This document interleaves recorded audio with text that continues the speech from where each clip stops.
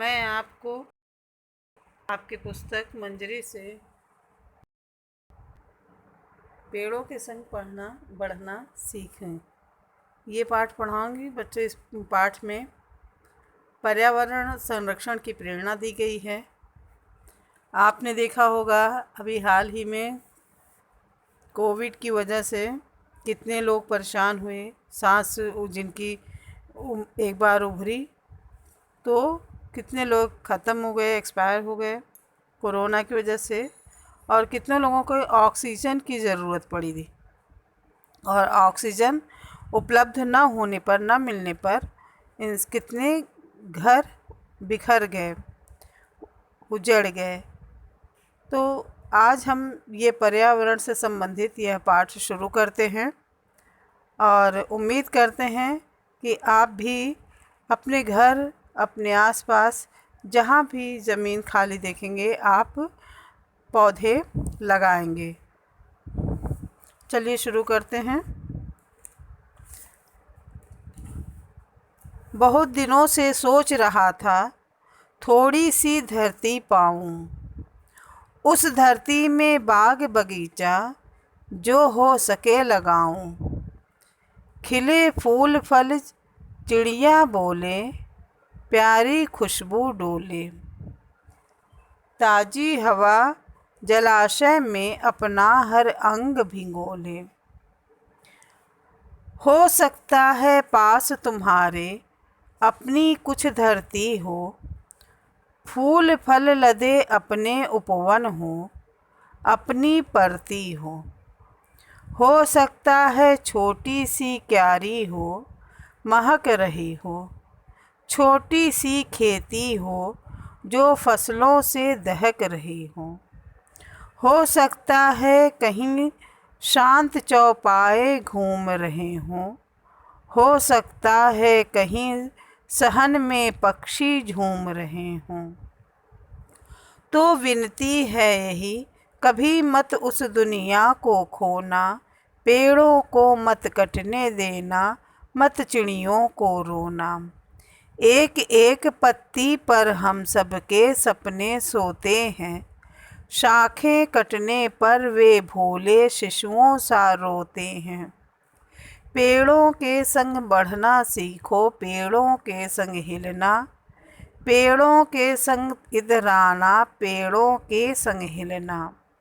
बच्चे और पेड़ दुनिया को हरा भरा रखते हैं, नहीं समझते जो वे दुष्कर्मों का फल चखते हैं। आज सभ्यता वहशी वन पेड़ों को काट रही है, जहर फेफड़ों में भर इंसानों को बांट रही है। बच्चों, आपने देखा जगह जगह पेड़ों को काट कर मकान बनाए जा रहे हैं, बड़े बड़े बिल्डिंग बनाए जा रहे हैं, मॉल बनाए जा रहे हैं। इसका रिज़ल्ट यही हो रहा है कि जो हमारी सभ्यता नष्ट हो रही है, पेड़ों को काट रही है। पेड़ों को काटने से दुनिया में ऑक्सीजन, वातावरण में ऑक्सीजन की कमी हो रही है और कार्बन डाइऑक्साइड फैल रहा है। जो जहरीली हवा फैल रही है वे हम सब के फेफड़ों के अंदर जाकर सभी इंसानों में वह जहरीली हवा भरती जा रही है और इंसान आज 40 इयर्स का या 50 इयर्स का हो, बस नहीं हो पाता कि उसकी मृत्यु हो जाती है। छोटे छोटे बच्चे मर रहे हैं सिर्फ इस जहरीली हवा के कारण।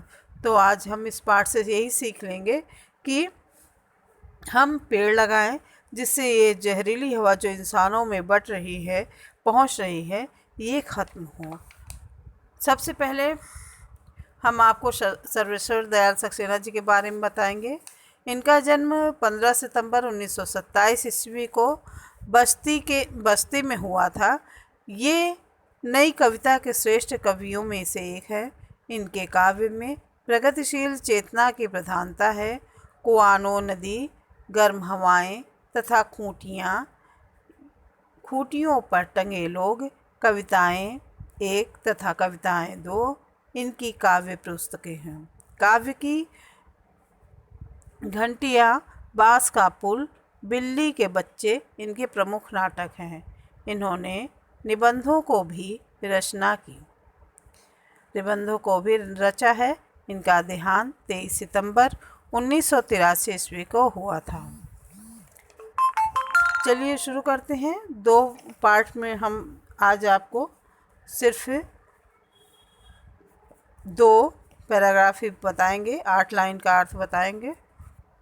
बहुत दिनों से सोच रहा था थोड़ी सी धरती पाऊं, उस धरती में बाग बगीचा जो हो सके लगाऊं।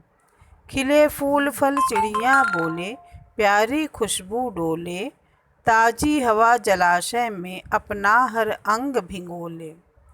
कवि सर्वेश्वर जी कहते हैं कि बहुत दिनों से मैं यह सोच रहा था कि थोड़ी सी जमीन लेकर उस पर बाग बगीचे लगवाऊं, जिसमें फल फूल खिलें, चिड़िया बोलें और सर्वत्र सुगंध फैल जाए। बगीचे में एक जलाशय हो, जलाशय में जल से भरा हुआ स्थान, ये तालाब भी आप कह सकते हो। तो एक जलाशय भी हो जिसमें ताज़ी हवा अपना अंग भिगोकर और भी ठंडी हो जाए। ताज़ी हवा, सुबह की हवा देखिए कितनी ठंड रहती है।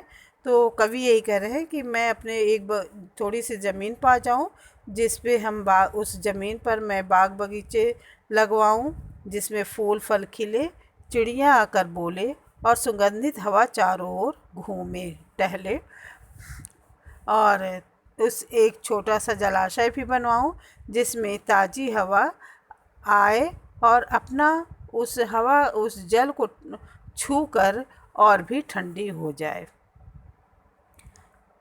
हो सकता है पास तुम्हारे अपनी कुछ धरती हो, फूल फल लदे अपने उपवन हो, अपनी परती हो सकता है छोटी सी क्यारी हो, महक रही हो, छोटी सी खेती हो जो फसलों से दहक रही हो। कवि कहते हैं कि बच्चों से वो कहते हैं कि संभव है, हो सकता है कि तुम्हारे पास तुम्हारी अपनी ज़मीन हो, फल फूल से लदे बाग बगीचे भी हों या खाली ज़मीन हो सकता है कि छोटी सी क्यारी भी हो जो फूलों की खुशबू से महक रही हो, कुछ खेत हो जिसमें यह भी संभव है कि उनमें चौपाए या पशु घूमते हों या आंगन में पक्षी चहकते हों। तो तुमसे यही विनती है कि तुम इसको कभी भी मत मिटने देना और कभी भी पेड़ों को कटने मत देना, क्योंकि ऐसा करने से चिड़ियों का आश्रय छिन जाएगा और तुम्हें चिड़ियों के लिए तरसना पड़ेगा। समझ में आ गया बच्चों? आप इसको करने से पहले संदर्भ लिखेंगे जैसा लिखते थे। संदर्भ आपका है प्रस्तुत पद्यांश हमारी पाठ्य पुस्तक मंजरी के पेड़ों के संग बढ़ना सीखो पाठ से अवतरित है। प्रस्तुत कविता के काव्यखंड के रचनाकार सर्वेश्वर दयाल सक्सेना जी हैं। फिर इसके बाद आप प्रसंग लिखेंगे। प्रसंग है कि प्रस्तुत कविता के माध्यम से कवि ने पर्यावरण संरक्षण की प्रेरणा दी है। बच्चों आज की वीडियो में बस इतना ही।